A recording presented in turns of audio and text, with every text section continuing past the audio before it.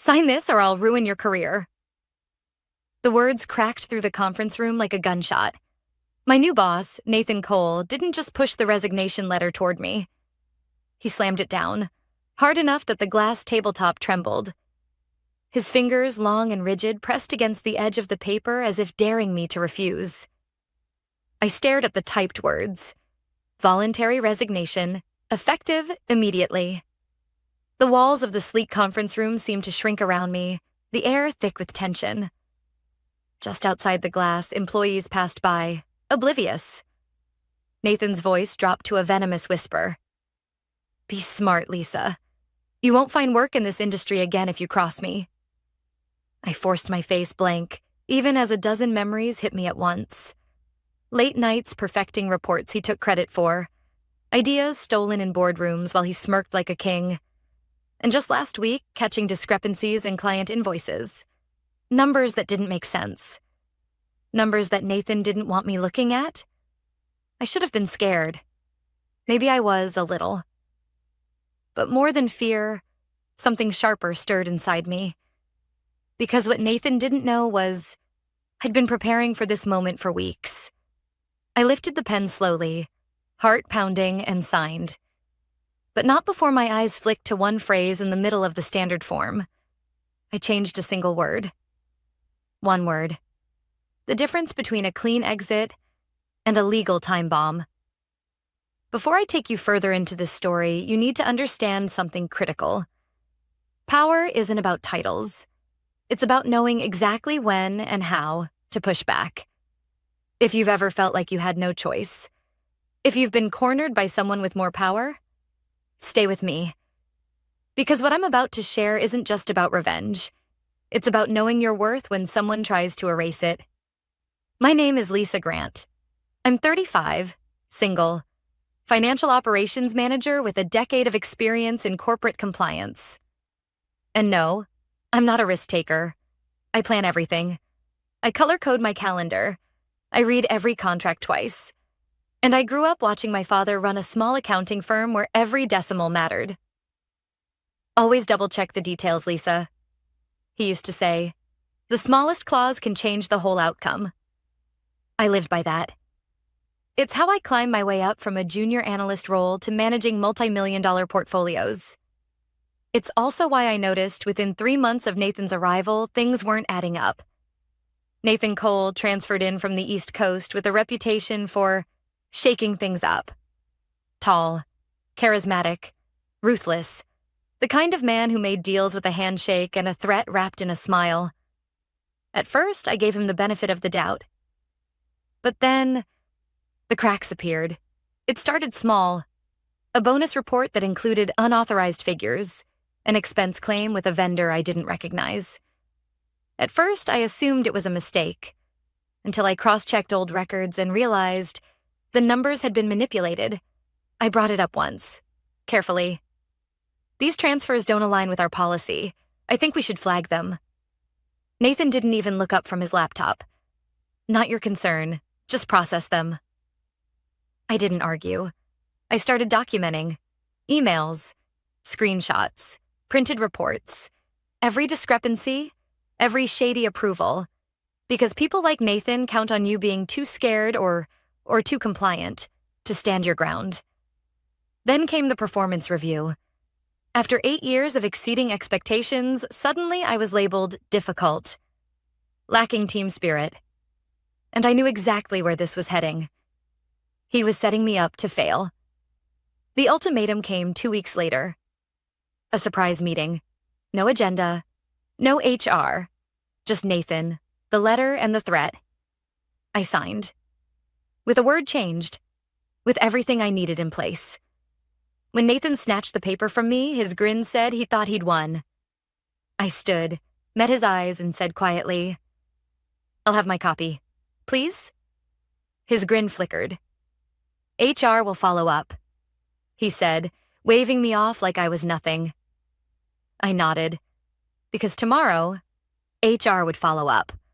And Nathan Cole was about to learn what happens when you threaten someone who knows exactly how much power a single word can hold. I left the conference room without looking back. Nathan didn't even bother to watch me go. He was already typing on his phone, probably messaging HR to finalize my exit. I didn't slam the door. I didn't make a scene. That's not how you win. I walked calmly to my office, gathered my things into a single box, and placed a neatly labeled envelope on my desk. It contained everything I'd been collecting for the last 2 months. Records of altered transactions. Emails where Nathan ordered me to process without question. Copies of the expense reports with inflated vendor payments. Screenshots of system changes traced back to Nathan's login.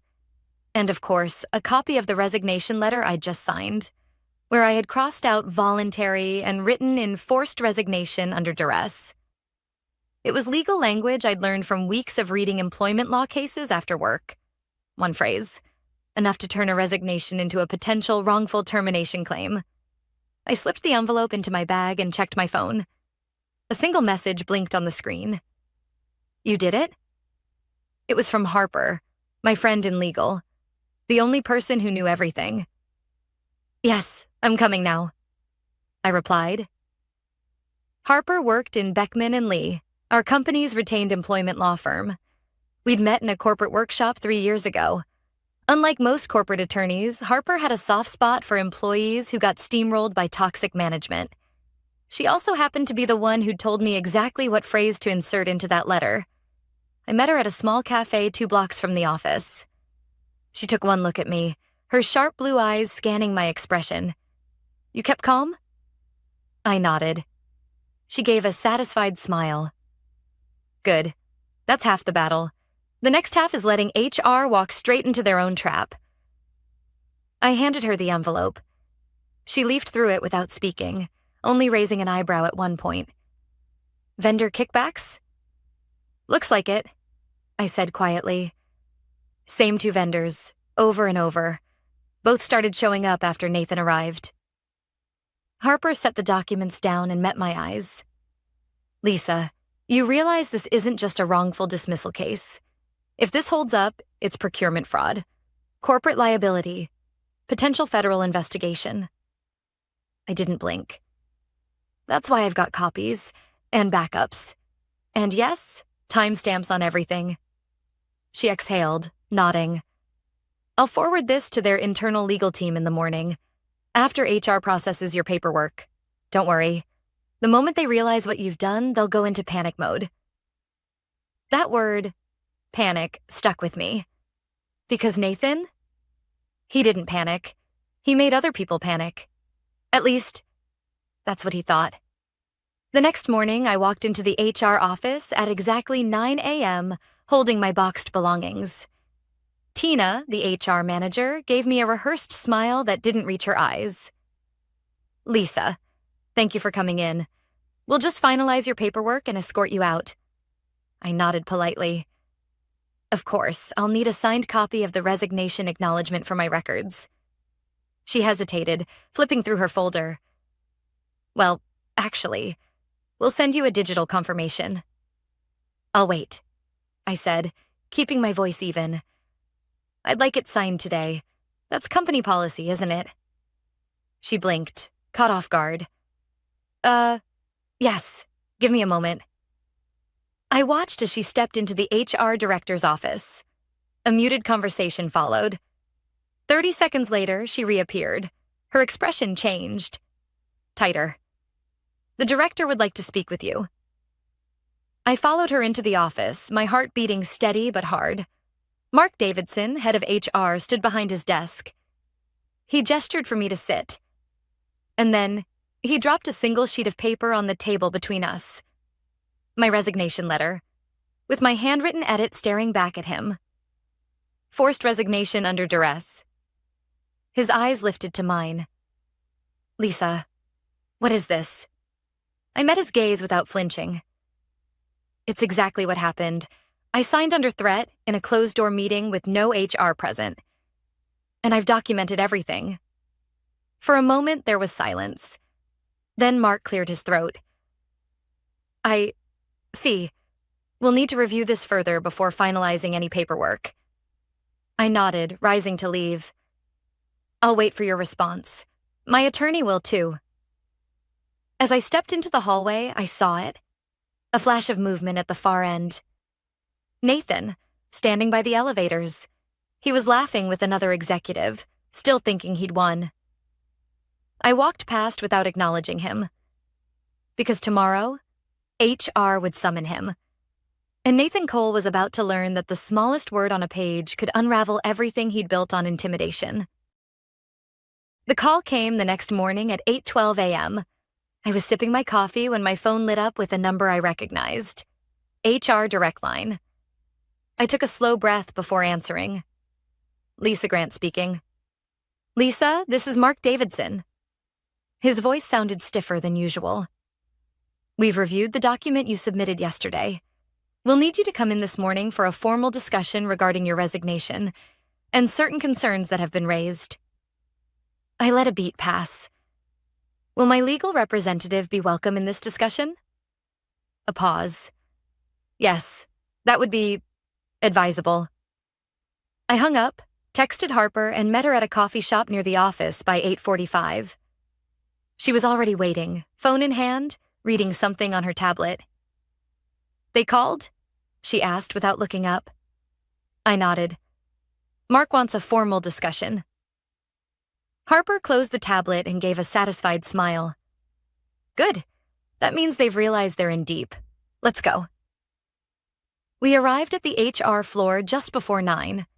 As we walked in, I noticed something immediately. The usual relaxed morning chatter wasn't there. People moved briskly through the halls, heads down. Doors closed a little too quickly when we passed. The atmosphere had shifted. Inside the main conference room, Mark Davidson sat at the head of the table. Next to him was Tina, her polite smile replaced by something tight and cautious. To my surprise, Pascal Green, the company's internal counsel, was also present, a man I'd only seen at company-wide meetings. Ms. Grant, Ms. Harper, thank you for coming, Mark began, his voice carefully formal. I nodded, Harper giving him a cool glance. Mark cleared his throat. We've reviewed the resignation letter and the circumstances surrounding it. We are concerned about the language you included and the allegations you've submitted. I met his eyes. I documented everything, Mark. I didn't want it to come to this, but Nathan Cole gave me no choice. He shifted uncomfortably. We've also begun an internal review of the financial discrepancies you highlighted in your supporting documents. Pascal interjected. If these discrepancies are accurate, and preliminary checks suggest they may be, this situation extends beyond employment law. There could be significant compliance violations and potential legal exposure for the company. Harper leaned forward slightly. I'm glad you recognize the seriousness. My client's priority is ensuring accountability. We expect the company to take immediate steps to address this, starting with the actions of Mr. Cole. Mark nodded, his jaw tight. Mr. Cole has been called in for a meeting later this morning. I felt my heart give a single, quiet thud. It was happening. Has he been informed of the financial review? Harper asked. Mark shook his head. Not yet. We want to hear his explanation before we take further steps. Pascal added, but rest assured, this will be handled thoroughly.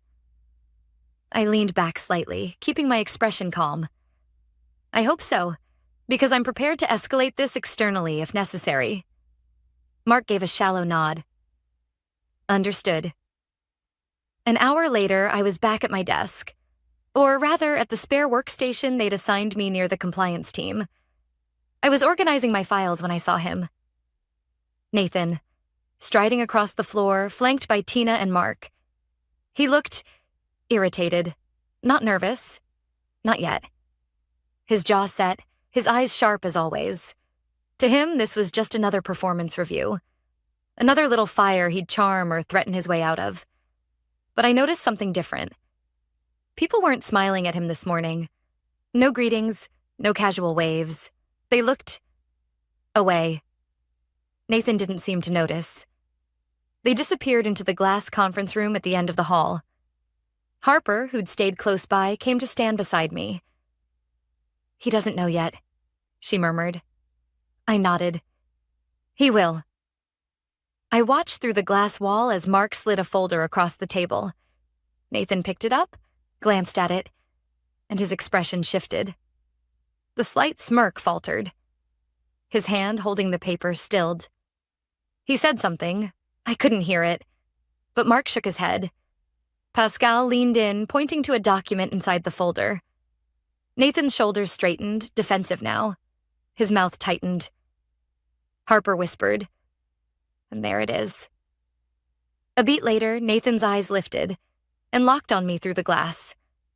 For the first time since he'd arrived at the company, I saw it. Not irritation, not arrogance, fear. And in that exact moment, I knew. Nathan Cole's grip on this company, and on my career, had just slipped. For a man like Nathan Cole, fear wasn't a familiar feeling. He thrived on control, on making people scramble to please him. But in that glass-walled conference room, with 3 senior executives staring him down, his composure cracked. I watched as Mark spoke, his hands folded calmly on the table. Nathan leaned back in his chair, arms crossed, a defensive posture if I'd ever seen one. Every few seconds, his eyes darted toward Pascal, the company's counsel. From my vantage point, I couldn't hear the words, but body language tells stories louder than voices ever could. The smirk was gone. The arrogance had shifted into tightly restrained frustration. His eyes flicked toward the hallway, toward me. Once, then again. He knew. He knew I was the reason he was sitting in that chair. I stayed at my workstation, reviewing files I'd already read 3 times, waiting. I didn't need to be in the room. The facts were already speaking for me. By noon, Harper and I were called back into HR. Nathan wasn't there. But the tension in the air felt electric. Mark folded his hands on the table, his expression unreadable. "We've placed Mr. Cole on administrative leave, effective immediately, pending a full investigation." I met his eyes. "And what exactly does that mean?" Pascal answered before Mark could. "It means he's been relieved of all duties, his access revoked, and instructed not to contact any employees. Standard protocol while we investigate both the hostile work environment claims and the financial discrepancies." Harper nodded slightly. "That's a start." Mark exhaled. "We're also bringing in an independent auditing firm to review the vendor transactions." I felt a small knot in my chest loosen. Not relief, not yet, but something closer to validation. "We'll cooperate fully," I said, keeping my tone even. "I assume the investigation will include interviews with other employees?" Pascal gave a curt nod. "Yes, we've already had 2 staff members come forward this morning regarding similar experiences with Mr. Cole." Harper gave me a glance, her expression quietly approving. This wasn't just about me anymore. It never had been. That afternoon, I returned to my desk, half expecting whispers or stares. Instead, something unexpected happened. One by one, colleagues stopped by my workstation. No grand gestures, no confessions, just small comments. "Good on you, Lisa. If you ever need backup." Wish I'd said something sooner. Even Theo, a junior analyst who'd always kept his head down, dropped off a coffee and whispered, "Thanks for standing up." He used to talk to me like I was dirt. It hit me harder than I expected. For months, I'd felt isolated, like I was imagining the patterns. But now, they saw it too. Nathan's control hadn't just cracked. It had shattered. By Friday, rumors swirled like wildfire. Word spread that Nathan had been escorted from the building after trying to access restricted files. An emergency audit team set up shop on the 10th floor. Vendor contracts Nathan had pushed through were frozen for review. And more employees started speaking up, both men and women. Stories surfaced of manipulated project reports, inappropriate comments, threatened careers. Each testimony chipped away at the wall Nathan had built around himself. I spent the next week in back-to-back interviews with auditors, compliance officers, and HR representatives. I told the truth. Every detail. No exaggeration, no assumptions. Just facts. Every piece of evidence I documented matched. Every timeline aligned. And the deeper they dug, the worse it looked for Nathan. Late Friday evening, as I packed up my laptop, I got a message. Harper. Preliminary findings. Nathan's facing potential charges. You good? I stared at the screen for a long moment. I wasn't sure what I felt. Pride? Satisfaction? Maybe, but mostly a quiet sense of rightness. I typed back. I'm good. Thank you. She replied a second later. Number thank you. You didn't just protect yourself. You changed something bigger. I stared out the office window, watching the city lights flicker in the dusk. Harper was right. This wasn't about revenge. It was about refusing to be another silent casualty. Nathan Cole had underestimated one simple truth. When enough people stop being afraid, even the strongest walls collapse. By Monday morning, Nathan's name had vanished from the company directory. His office, once a fortress of closed-door meetings and whispered threats, stood empty. The blinds were drawn, the nameplate removed. No announcement had been made. But in corporate environments, silence speaks volumes. People pretended not to notice. But they noticed. I returned to my new workstation in the compliance wing, still technically in limbo. HR hadn't formalized my reinstatement yet, pending investigation outcome. But unofficially, I was working, attending meetings, contributing to project reviews. I was visible again. And for the first time in months, I felt like I belonged there. The independent audit team wasted no time. By midweek, they uncovered the depth of Nathan's scheme. Inflated vendor contracts linked to companies owned by his former business partners, falsified approval chains, altered performance metrics on procurement reports, over $750,000 in suspicious transactions traced directly back to Nathan's oversight. And that wasn't the worst of it. The auditors discovered email correspondence implying certain senior managers had either ignored irregularities or actively looked the other way. This wasn't just Nathan's mess. It was a company-wide blind spot, and it was about to cost them dearly. On Thursday, I was called into a leadership meeting, this time as a key participant, not a target. Aubrey Carter, the CEO herself, sat at the head of the long conference table. I'd only met her once before, during a quarterly town hall. In person, she was sharper than I remembered. Eyes that missed nothing, a quiet authority in her posture. Beside her sat Pascal, the company's general counsel, and Mark Davidson, head of HR. Harper was by my side. Aubrey spoke first. Lisa, thank you for joining us. We've reviewed the findings of both the internal investigation and the independent audit. She folded her hands. Your documentation was not only accurate, it was critical in uncovering systemic failures within our procurement oversight. I stayed silent, letting her continue. We recognize the impact this has had on you personally and on your professional standing, and we intend to make it right. I exchanged a brief glance with Harper. This wasn't a courtesy meeting. This was a damage control move. Aubrey nodded toward Mark. We'd like to offer formal reinstatement to your previous role, with retroactive pay and a public acknowledgement of your contributions to the integrity of this company.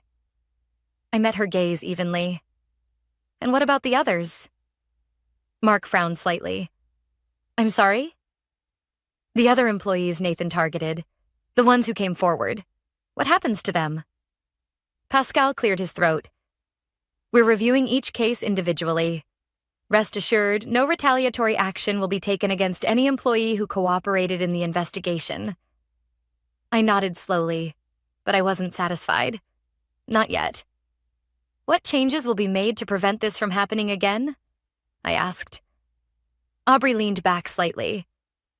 We're restructuring the compliance department and implementing a mandatory ethics training program for all management. Anonymous reporting channels are being established, with oversight from an independent committee. Harper leaned forward. And Lisa's role? Aubrey gave a small, calculated smile. We'd like Lisa to lead the new compliance integrity program, reporting directly to me. The room fell silent. I felt Harper glance at me, but I kept my eyes on Aubrey.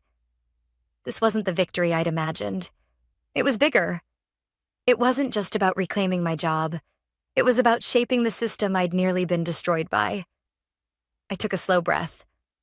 I'll accept with one condition. Aubrey's eyebrows lifted. Name it. That every person who came forward gets the same protection I did. No exceptions, no quiet demotions. And that this company issues a formal statement, not to praise me, but to acknowledge that silence enabled this to happen. For a heartbeat, no one spoke. Then Aubrey gave a slow nod. Agreed. That afternoon, Harper and I walked out of the building together. You could have named your price, she said, glancing sideways at me. I shook my head. This was never about a paycheck.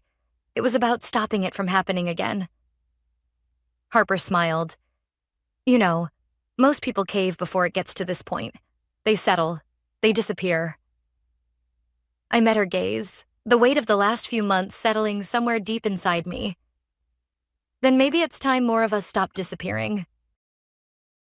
2 weeks later, the official announcement went out.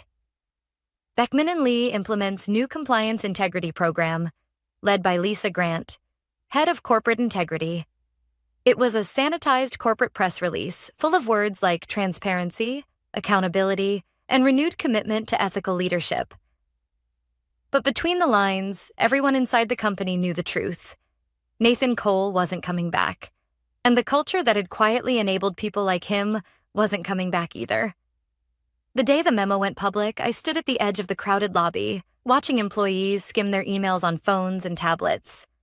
The reactions were subtle. A few exchanged glances. 1 or 2 gave quiet nods. No applause. No banners. That was fine by me. Real change doesn't come with a fanfare. It comes with trust earned over time. My first act in the new role was to hold an open-door session for every employee who wanted to speak. No management present, no notes taken. It wasn't a strategy meeting. It wasn't a PR stunt. It was a listening session. And they came. From junior analysts to longtime project managers, they trickled in. One by one, then in small groups. Some shared stories of minor grievances. Some shared real fears they'd buried for years. A few simply said, "Thank you." By the end of the first week, I'd spoken to over 50 people. Some left the room lighter than they'd entered. Others left with my promise. This won't be ignored. I thought stepping into this role would feel like vindication, but it didn't. It felt like responsibility. Harper summed it up best during one of our late-night calls. When you stand up, people assume you want revenge. They don't realize sometimes you're just tired of watching the wrong people win. She was right. Nathan's story didn't end quietly. A formal investigation revealed that his financial manipulations stretched back to his previous company. Charges were filed. His name hit industry headlines, not as a rising star, but as a cautionary tale. I never heard from him again. No emails, no threats, nothing. And I didn't need to. Some battles are won not by destroying your opponent, but by refusing to let them destroy you. 3 months into my new role, I got called into Aubrey's office. She closed the door behind me, a rare gesture for a CEO, and motioned for me to sit. "I wanted to thank you again," she said quietly. "Not just for standing your ground, but for challenging us to be better." I gave a small nod. I didn't do it alone. Aubrey smiled faintly. That's what makes it matter. She paused, folding her hands on the desk. "We're considering rolling out the compliance integrity program company-wide, including our overseas branches, and I want you to lead that expansion." I blinked. That wasn't just a promotion. It was a seismic shift. "I need time to think," I said honestly. "Of course." I stood to leave, but something made me stop at the door. "Aubrey, people don't speak up because they're afraid nothing will change. Or worse, that speaking up will make them a target." She met my eyes. "I know.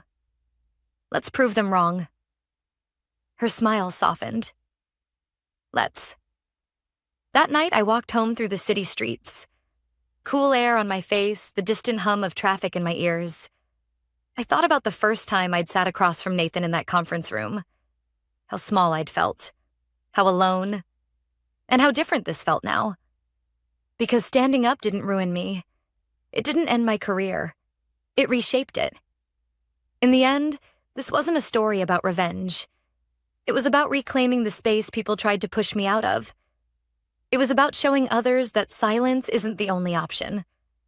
It was about knowing the difference between walking away and standing your ground when it matters most. And maybe it was about one simple truth my father taught me when I was young. The smallest details change the biggest outcomes. One word on a resignation letter, one choice to speak up, one refusal to stay silent. Those choices didn't just change my career. They changed the culture around me. And if there's one thing I want you to remember from my story, it's this. Power doesn't belong to those who threaten you. It belongs to those who refuse to be threatened. Thank you for staying with me through this journey. If you've ever faced a moment where you wondered if standing up was worth the risk, I hope you'll remember. Sometimes the smallest action can create a ripple no one sees coming. And sometimes that ripple becomes a wave.